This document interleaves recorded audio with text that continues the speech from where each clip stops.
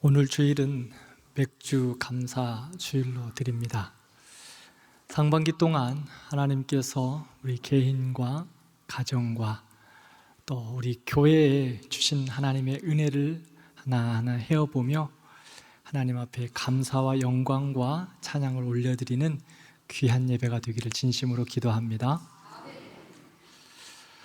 오늘은 우리 교회의 세 번째 비전인 양육 공동체에 대해서 함께 말씀을 나누겠습니다. 예수님의 말씀으로 훈련하여 하나님의 사람으로 세워가는 양육 공동체입니다. 첫 번째 비전이 뭐였죠?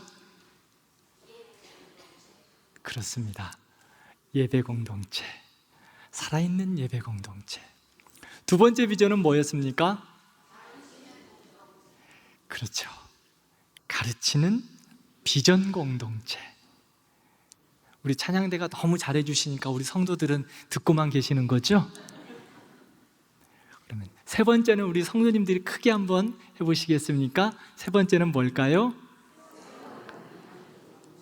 세워가는 양육 공동체입니다. 우리는 하나님의 사람으로 살아가면서 언제나 영적 전쟁을 감당하고 있습니다. 마귀는 하나님의 사람들이 죄를 멀리하고 주님 안에서 기뻐하고 감사하고 은혜로 살아가는 것을 원하지 않습니다. 그러기에 우리를 언제나 시험하고 공격하지요. 우리가 느끼든 느끼지 못하든 믿음의 삶 속에서 순간순간 영적 전쟁을 하고 있습니다. 우리의 삶이 평탄해질 때도 있고 깊은 터널을 지날 때도 있으며 시온의 대로가 활짝 열릴 때도 있고 또 어떨 때는 꽉 막힌 어둠의 달미 우리에게 다가올 때도 있습니다. 어떤 상황, 어떤 환경에서도 하나님의 사람들은 영적 전쟁을 감당하고 있는 것입니다. 전쟁은 누가 할까요? 전쟁은 군사들이 합니다. 사도 바울은 하나님의 백성들을 향하여서 함께 군사된 자다라고 말씀합니다. 우리는 하나님의 영광을 위하여 부름받은 군사들로 영적 전쟁을 함께 감당하고 있는 그리스도의 군사들입니다. 그렇다면 영적 전쟁을 감당하는 하나님의 사람들이 승리해야 할까요? 패배해야 할까요? 그렇습니다. 승리해야 합니다. 여러분과 저는 영적 전쟁에서 승리해야 합니다. 우리 대광교회 성도들이 하나님 나라의 군사들로 영적 전쟁에서 승리할 수 있는 거룩한 하나님의 특전병들 되시기를 진심으로 기도합니다. 사무엘상 17장을 보면 블레셋이 이스라엘을 쳐들어와 엘라 골짜기에서 진을 치고 이스라엘을 모욕합니다. 대표적으로 골리앗 장수를 앞세워 이스라엘을 향하여 비아냥거리고 모욕하고 시험합니다. 대표적인 장수 골리앗은 키가 2m 73m였고 그의 갑옷만 해도 57kg이나 되는 무거운 갑옷을 입고 있었던 대단한 장수였습니다. 골리앗이 나와 이스라엘을 향해 모욕하고 비웃었지만 어느 누구도 그 앞에 나와 전쟁을 할 수 있는 사람이 아무도 없었습니다. 사울왕을 비롯한 모든 군사들이 두려워서 벌벌 떨고 있었다라고 성경은 말합니다. 그때 다윗이 아버지의 심부름을 받고 전장에 있는 형들을 찾아갑니다. 그렇게 형들을 찾아가서 방문하게 되었는데 골리앗이 하나님을 조롱하는 소리를 듣습니다. 다윗은 사울왕에게 골리앗과 싸우겠다고 그 하나님을 모욕하는 소리를 듣고 골리앗과 싸우겠다고 사울에게 요청합니다. 33절을 보면 사울왕이 다윗에게 너는 소년으로 어려서 골리앗과 싸울 수가 없다고 핀잔합니다. 그런데 다윗은 그 사유랑의 핀잔에 절대 굽히지 않고 계속해서 이야기합니다. 37절 말씀을 함께 읽겠습니다. 또 다윗이 이르되 여호와께서 나를 사자의 발톱과 곰의 발톱에서 건져내셨은즉 나를 이 블레셋 사람의 손에서도 건져내시리이다. 아멘. 다윗은 말합니다. 내가 광야에서 양을 돌볼 때에 곰이 와서 양을 해치려고 다가왔지만 내가 그것들과 싸워서 양을 건져냈고, 사자와 곰이 나를 해치려고 하면 내가 그것들의 수염을 잡고 그들을 쳐 죽였다라고 이야기합니다. 이렇게 이야기하고 나서 다윗은 사울에게 말합니다. 제가 가서 골리앗과 싸우겠습니다. 골리앗을 끝장내고 오겠습니다 라고 요청합니다. 사울의 발톱과 곰의 발톱에서 건져내신 하나님이 골리앗과의 싸움에서도 나와 함께 하셔서 이기게 하실 것이니 나를 그곳에 보내주십시오라고 담대하게 선포하고 있는 것입니다. 왜 그랬을까요? 다윗은 이미 광야에서 그가 하나님과 함께함으로 말미암아 사자와 곰을 싸워 이긴 것을 경험했습니다. 아, 그렇구나. 하나님이 함께 하시면 능치 못함이 없구나. 어떤 것과 어떤 대적이 나에게 다가온다 할지라도 내가 담대하게 나아가 싸우면 승리할 수 있구나 라는 이미 경험을 했던 것입니다. 그런 다윗의 요청에 사울이 허락합니다. 근데 허락하는데요, 불안하니까 사울이 입었던 갑옷을 주고 또 사울이 쓰던 칼을 다윗에게 줍니다. 그런데 다윗은 사울의 갑옷을 입고 또 칼을 들었지만 익숙하지 않았다라고 성경은 말합니다. 그의 것이 아니기 때문이에요. 그것을 입고 그것을 가지고 훈련하지 않았기 때문에 익숙하지 않습니다. 그래서 다윗은 자기에게 사울이 주었던 갑옷을 다 벗어놓고 시냇가로 가서 물맷돌 5개를 매끄러운 돌로 찾아 자기의 주머니에 넣습니다. 그리고 전쟁터에 나아갑니다. 다윗과 골리앗과의 싸움, 누가 이겼죠? 네, 너무 쉬운 이야기를 지금 하고 있죠? 다윗이 이겼습니다. 근데 어떻게 이겼습니까? 네, 물맷돌 하나로 5개를 준비했는데 물맷돌 하나로 다윗이 골리앗을 이겼습니다. 골리앗은 죽고 블레셋은 패망하여 도망하였습니다. 사랑하는 성도 여러분, 다윗이 어떻게 비교도 할 수 없는 골리앗과 싸워서 이길 수 있었을까요? 다윗과 골리앗과의 싸움을 보면 신이 납니다. 우리도 그렇게 승리하고 싶지 않으십니까? 오늘 말씀 가운데 다윗의 승리의 비밀을 살펴보면서 우리도 영적 전쟁 가운데 승리하는 하나님의 사람들이 되시기를 진심으로 기도합니다. 다윗이 승리할 수 있었던 첫 번째 비결은 하나님이 함께 하심으로 승리할 수 있었습니다. 모든 영적 전쟁의 승리의 비결은 하나님이 함께 하느냐, 하나님이 함께 하지 않느냐, 여기에 달려 있습니다. 다윗은 하나님의 사람으로 언제나 어디서나 하나님께서 자신과 함께하고 계신다는 것을 확신하고 있습니다. 사울이 안 된다고 할 때 여호와 하나님이 나와 함께 하셔서 내가 양을 돌볼 때 사자와 곰을 물리쳤습니다. 그곳에서 나의 양들을 건져냈습니다. 이와 같이 골리앗과의 싸움 속에서도 하나님이 나와 함께 하시기 때문에 나는 능히 감당할 수 있습니다. 승리할 수 있습니다라고 담대하게 선포하는 것입니다. 그래서 골리앗과의 전투에서 골리앗은 칼과 단창으로 나아오지만 다윗은 여호와 하나님, 만군의 여호와 하나님의 이름으로 나아간다고 담대하게 선포하고 그 전쟁에서 승리하게 되는 것입니다. 사랑하는 성도 여러분, 다윗만 하나님이 부르시고 택하시고 함께 하실까요? 우리는 어떻습니까? 다윗은 특별한 왕이고 사람이었으니까 그를 부르시고 택하셔서 그와 모든 전쟁 가운데 함께 하시나요? 아닙니다. 이사야서 43장 1절에서 2절 말씀을 함께 읽겠습니다. 야곱아, 너를 창조하신 여호와께서 지금 말씀하시느니라. 이스라엘아,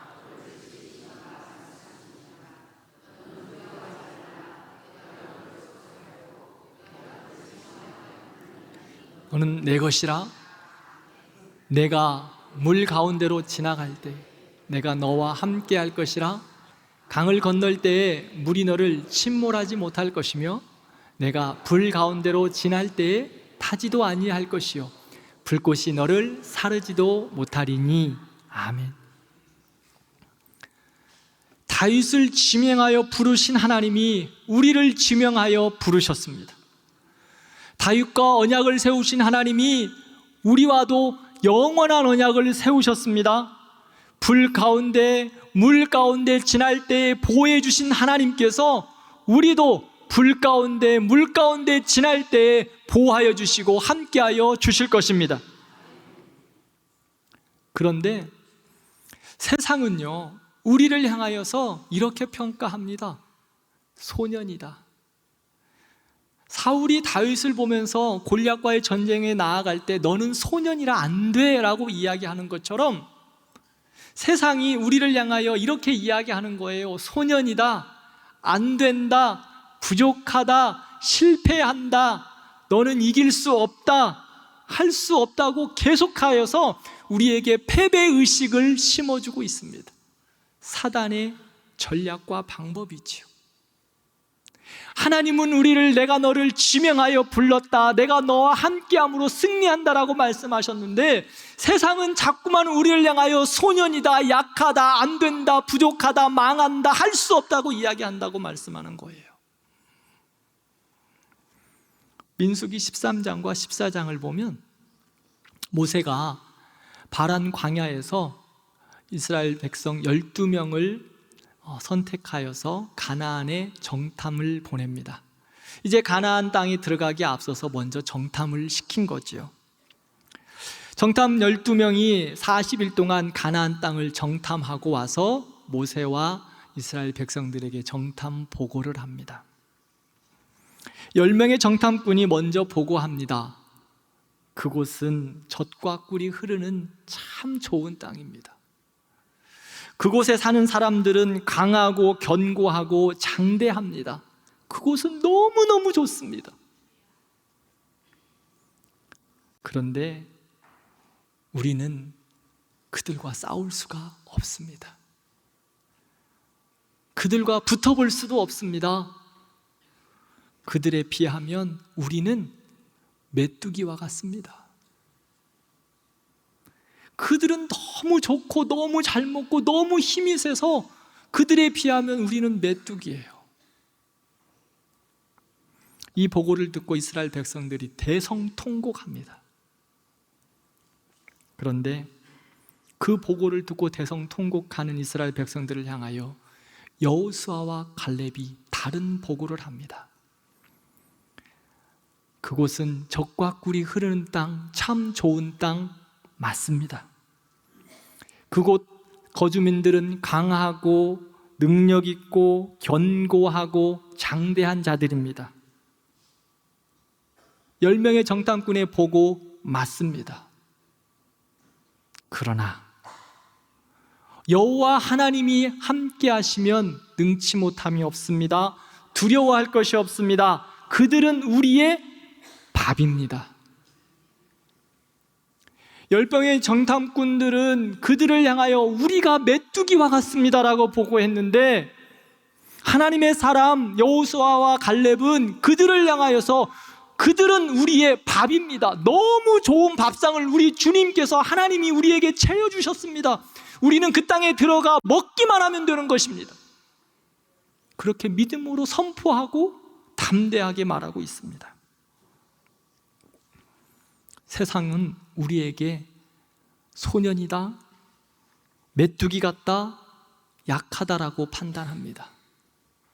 현실적으로 보면 맞습니다. 합리적이기도 합니다. 그러나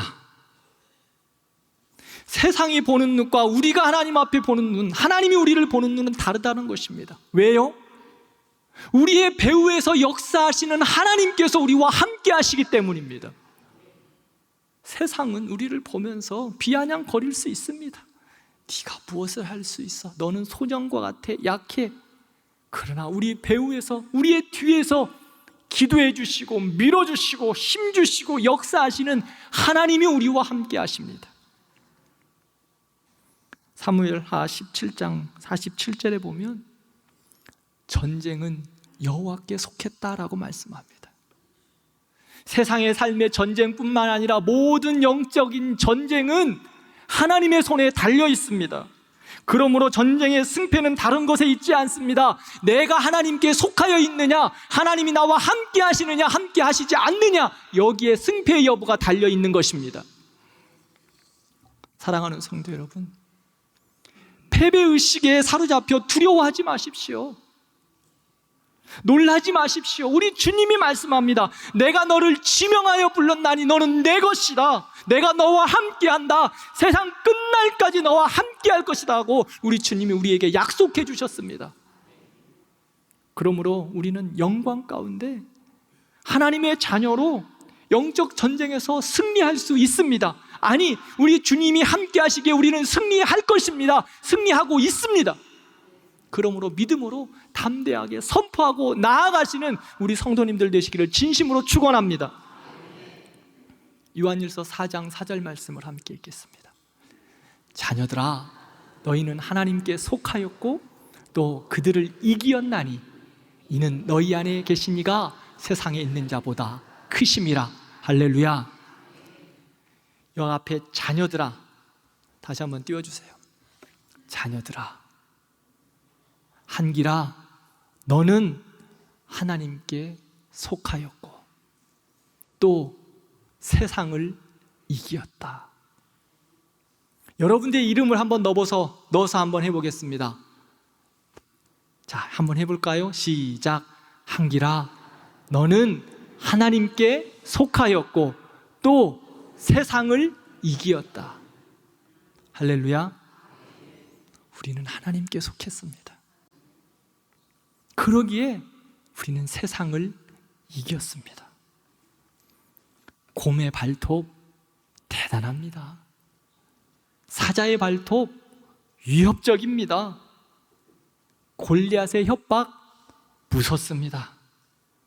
그러나 영적인 승리는 환경에 달려 있는 것이 아니라 하나님의 역사하심에 달려 있습니다. 우리 안에 계신 하나님은 크십니다. 우리와 함께 하신 하나님은 강하십니다. 그러므로 메뚜기 신앙에서 주저하지 마십시오. 우리는 메뚜기가 아닙니다. 세상은 하나님께서 우리에게 정복하라고 이루고 그 안에 하나님의 영광을 드러내라고 발여주신 밥상입니다. 그러므로 하나님께서 우리에게 주신 이 아름답고 복된 이 땅 가운데서 하나님의 사람으로 승리하시는 거룩한 하나님의 군사들 되시기를 진심으로 축원합니다. 두 번째로, 믿음의 훈련으로 승리할 수 있습니다. 영적인 전쟁은 믿음의 훈련이 있어야 합니다. 다윗은 사자와 곰과의 싸움에서 하나님이 지켜주시고 보호하신다는 믿음이 있었습니다. 그러므로 담대할 수 있었죠. 여기서 끝나는 것이 아닙니다. 더 나아가 이 믿음과 담대함을 가지고 자기가 돌보던 양떼를 지키겠다고 부단히도 노력하고 수고하고 훈련했습니다. 언제나 준비한 겁니다. 왜냐하면 양을 돌볼 때에 양을 해치려는 곰과 사자가 광야에 늘 있었기 때문이에요. 그래서 다윗은 어떻게 하면 양을 잘 돌볼 수 있을까? 어떻게 하면 양을 잘 보호할 수 있을까? 목자의 심정으로 늘 연습하고 훈련하고 관찰하고 수고했습니다. 시편 78편 72절 말씀을 함께 읽겠습니다. 이에 그가 그들을 자기 마음에 완전함으로 기르고 그의 손에 능숙함으로 그들을 지도하였도다. 아멘. 바울의 삶의 모습이었습니다. 광야에서 양을 지킬 때에도, 이스라엘의 왕이 되어서 나라를 다스릴 때도 그는 하나님께서 주시는 마음의 완전함이 있었습니다. 이 마음의 완전함이 뭘까요? 백성을 향하여, 양을 향하여 마음과 생각과 뜻을 집중했습니다. 오로지 양들, 오로지 백성들을 향하여 마음을 온전히 쏟았다는 겁니다. 그리고 그의 손에 능숙함으로 길렀다라고 말합니다. 이 손의 능숙함이 무엇일까요? 양을 지키고 돌보기 위해서, 나라를 건강하게 세우기 위해서 늘 양육하고 훈련하고 노력하고 수고했다고 말씀하는 거예요.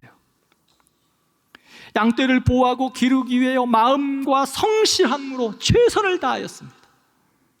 그리고 모든 기술과 방법과 능력을 총동원하여 하나님께서 맡겨주신 양떼를 돌봤고 나라를 세웠습니다. 다윗은요, 양들을 돌보기 위하여 시간만 나면 양들을 관찰했고, 양들이 안전할 때면 물맷돌을 가지고 사자와 곰을 어떻게 하면 이길 수 있을까 수십 번, 수백 번, 수천 번을 돌리면서 사격 연습을 했을 것입니다. 그래서 성경은 그를 향하여 손에 능숙함으로 길렀다라고 말합니다. 능숙함, 익숙함입니다. 오늘 본문을 보면 다윗은 사울의 갑옷이 익숙하지 않아요. 그가 익숙한 것이 무엇죠? 물맷돌이에요. 물맷돌. 그래서 골리앗과의 싸움에서도 다른 것을 가지고 가지 않습니다. 세상은 갑옷을 가져가라, 창을 가져가라, 칼을 가져가라 이야기하지만 다윗은 본인이 늘 익숙하게 훈련하고 준비하고 노력했던 그 물맷돌 5개를 들고 나가는 거예요. 그래서 오늘 본문에는 익숙함이라고 이야기하고 있고요, 시편 78편에는 그의 손에 능숙함이 있었다라고 말하고 있는 것입니다. 다윗은 하나님이 함께 하심에 대한 믿음, 그리고 손에 능숙함으로 훈련하여서 모든 영적인 전쟁, 삶의 전쟁에서 승리할 수 있었습니다. 우리는 하나님의 영광을 위해 부름받은 하나님의 백성들입니다. 또한 세상으로부터 부름받은 하나님의 백성임과 동시에 세상으로 보냄받은 그리스도의 제자들입니다. 세상으로 보냄받은 하나님의 사람들이라는 것입니다. 교회 안에서만 머물러 있는 것이 아니라 세상 가운데 나아가서 영적인 전쟁을 감당하라고 하나님이 우리를 부르셨다는 것입니다. 그러므로 세상을 향하여 축복하며 영적인 전쟁에서 승리하는 우리가 되어야 할 것입니다.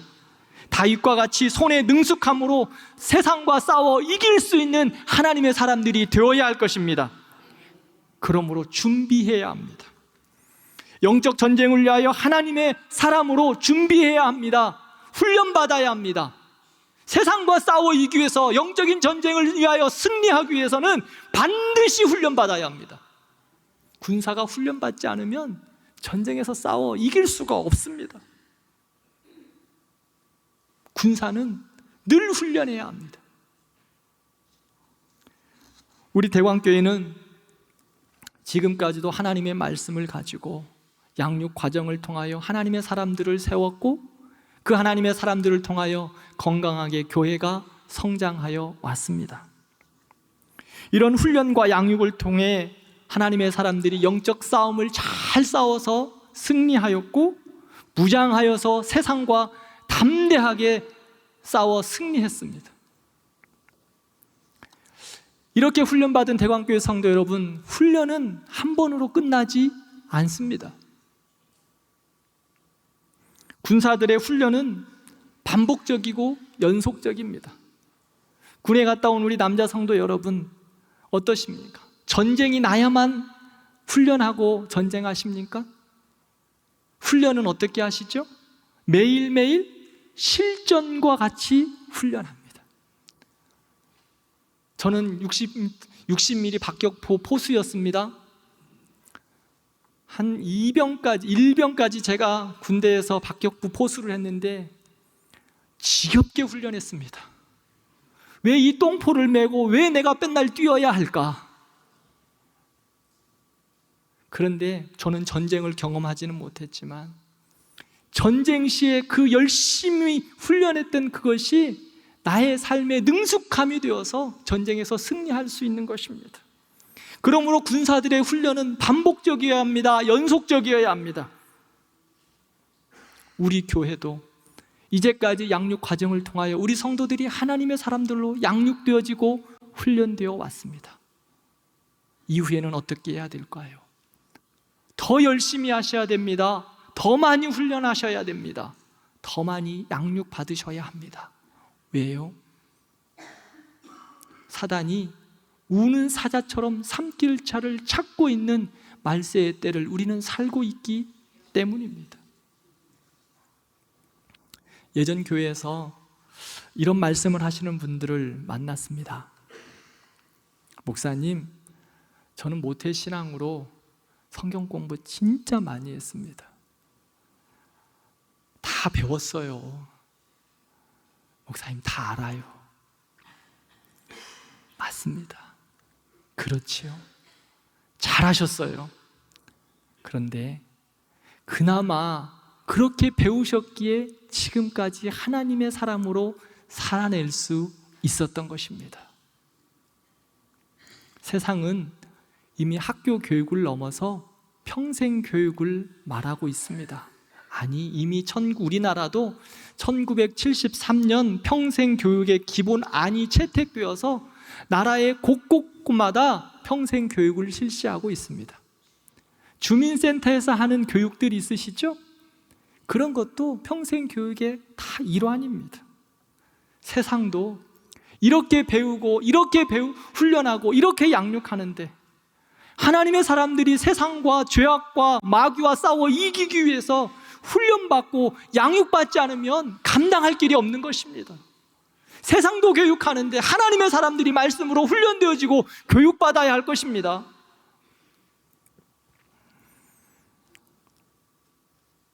이를 위해 우리 교회는 우리 성도들이 더욱더 건강하게 성장하실 수 있도록 세상과 한판승을 하실 수 있도록 계속해서 양육하고 훈련하고 준비할 것입니다. 세상의 갑옷과 창과 칼로는 승리할 수 없습니다. 하나님의 사람들이 영적인 한판승을 얻기 위해서 말씀으로 늘 훈련하고 기도로 묵상하고 양육받아야 할 것입니다. 여러분들 올림픽이나 무슨 세계 대전을 보면, 체육 대전을 보면 유도를 보신 적이 있으실 거예요. 유도에서 밧다리 걸기, 업어치기 하면 한판승입니다. 어떠셨습니까? 그 한판승으로 금메달을 딸 때 얼마나 멋지고 기분이 상쾌하고 행복하십니까? 박수를 치면서 우리 축하하잖아요. 우리 사랑하는 대광교회 성도 여러분들께서 하나님의 말씀으로 훈련하고 양육되고 교육하여서 사단과의 영적인 싸움에서 멋진 한판승을 이루어내는 복된 성도들 되기를 진심으로 축원합니다. 이러기 위해서 우리 교회는 새로운 양육 과정을 준비하고 실행하려고 합니다. 우리 교회 양육 과정은 공동체 예배와 소그룹 모임인 구역 예배의 큰 두 축을 가지고 실행하겠습니다. 하나님 앞에 온 성도들이 함께 예배하고 적게는 소그룹으로 모여서 구역마다 하나님의 말씀으로 배우고 서로 기도하고 서로 축복하고 이렇게 하나님의 사람으로 세워가는 구역 모임을 실시하겠습니다.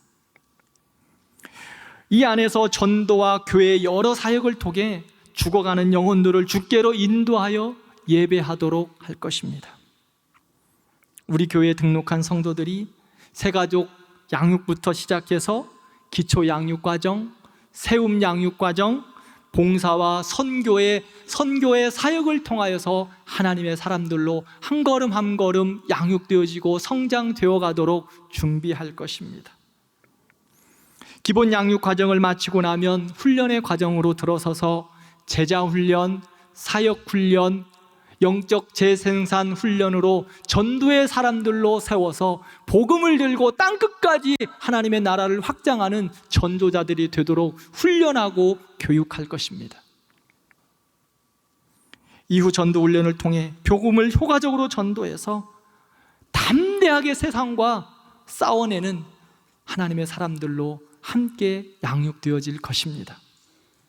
그러므로 말씀과 신앙과 삶 속에서 이 말씀이 체화되어 예수님처럼 되고 예수님처럼 행하는 제자의 삶을 살아가도록 말씀으로 세워가는 양육 공동체가 되도록 우리 마음을 모아 함께 노력하기를 진심으로 기도합니다.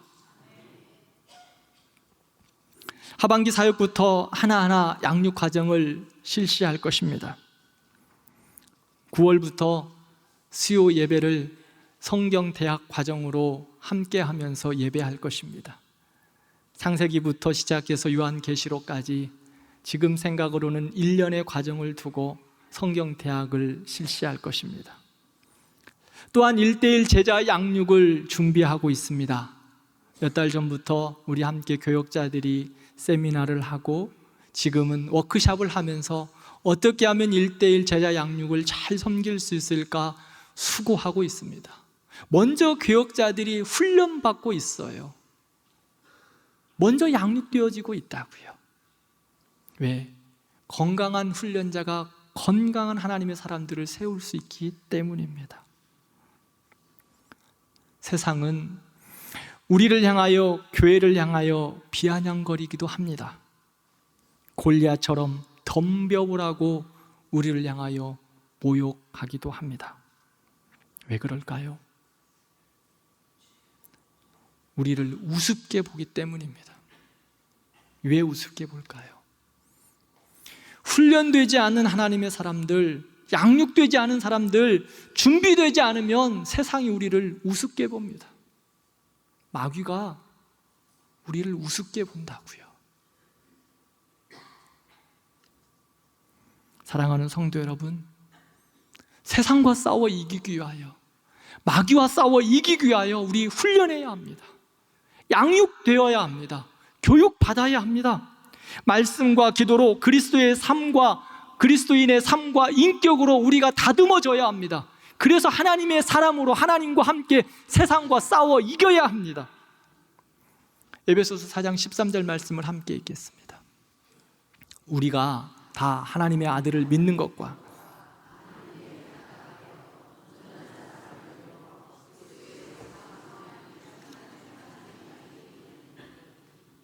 아멘.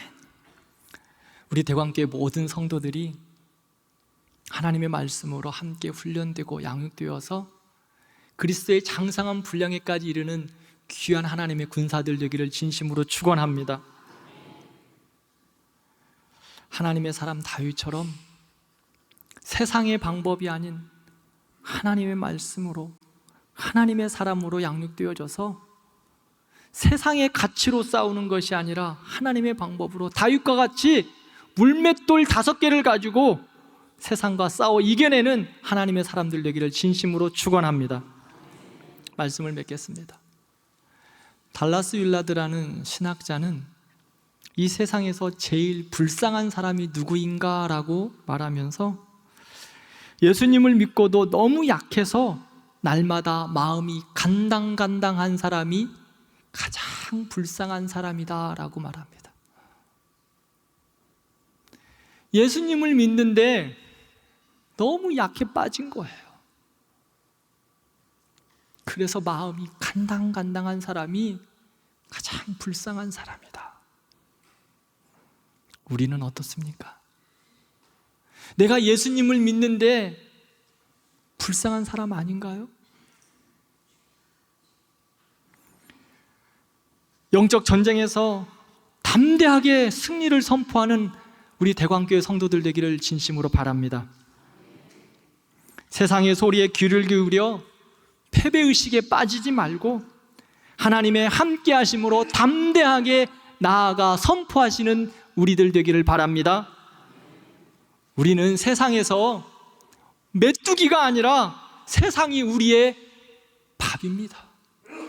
하나님이 차려놓으신 우리의 밥이라는 것을 기억하고 믿음으로 선포하고 하나님과 함께 나아가는 축복된 성도들 되기를 진심으로 축원합니다. 더 나아가서 우리 모든 성도들이 하나님의 말씀으로 훈련되어지고 양육되어지기를 바랍니다. 그리스도의 장성한 분량에까지 성장하여서 세상이 감당하지 못하는 하나님의 사람들 되기를 진심으로 축원합니다.